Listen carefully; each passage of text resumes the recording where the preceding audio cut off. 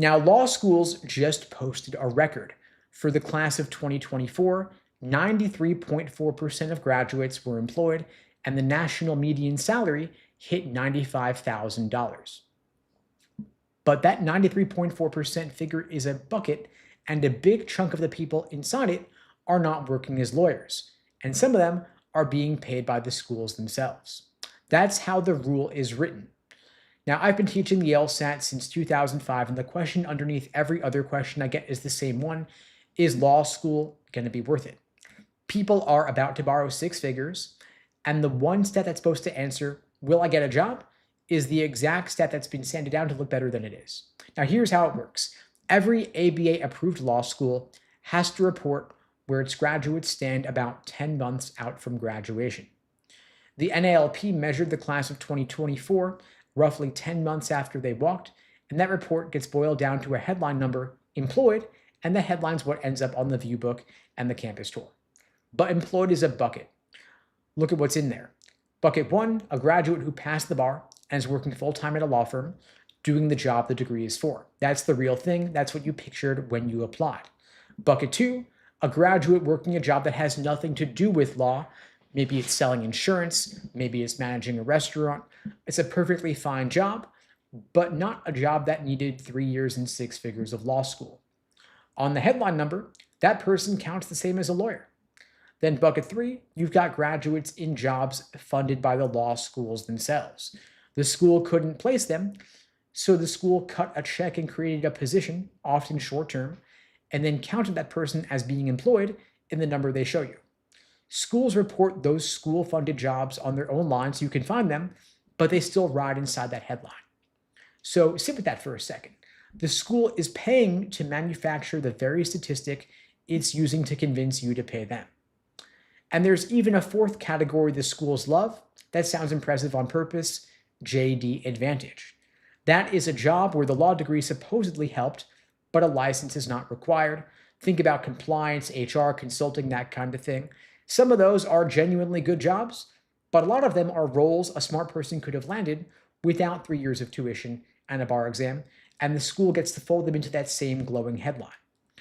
When a school leans hard on JD Advantage to pad their numbers, that's worth noticing because that means the school could not place enough people in actual legal jobs. And so the headline employed tells you almost nothing on its own, but there's a number that actually matters if you look for it, and the school has to report it also. You're looking for bar required, full-time, long-term jobs. In plain language, that means jobs where you've got to have a law license to do the work, that are full-time, and that aren't temporary. That's the category that means the degree did its job. And nationally, that number sits well underneath the headline number. The record was 93.4% employed, but in actuality, only 84.3% landed in bar passage required jobs. That's a gap of about 9 points. So imagine two graduates, same school, same year. One is an associate at a law firm, licensed, full-time, permanent. The other got a 9-month research fellowship the school paid for, which ends in the spring, then back to the job hunt with the loan clock already running. On the website, both are a tally mark inside that 93.4%, but in real life, one's got a career, the other's got a countdown. And the website can't tell those two apart, but the detailed report can, and that's the report you're going to learn to read. So when you pull a school's employment data, you got to separate the one bucket into its separate parts and ask 3 questions. First, how many of those jobs are bar required? Not just professional or JD Advantage. You want the jobs actually requiring a license. Second question you want to ask, how many are school funded? You want to find that line and subtract it out of your mental math because that's the school buying their own numbers. Third question you want to ask is, how many are full-time and long-term versus part-time or short-term?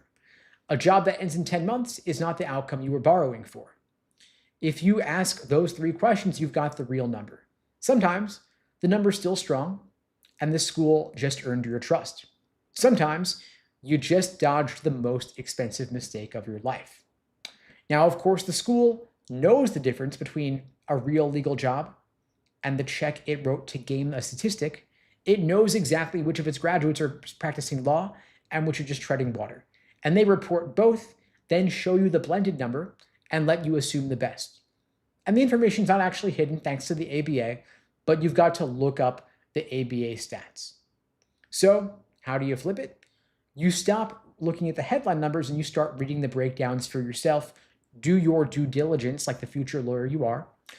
You want to pull the school's employment report, separate the buckets, subtract the school-funded jobs, and look at only bar-required full-time long-term. That is your real number, the one worth borrowing against.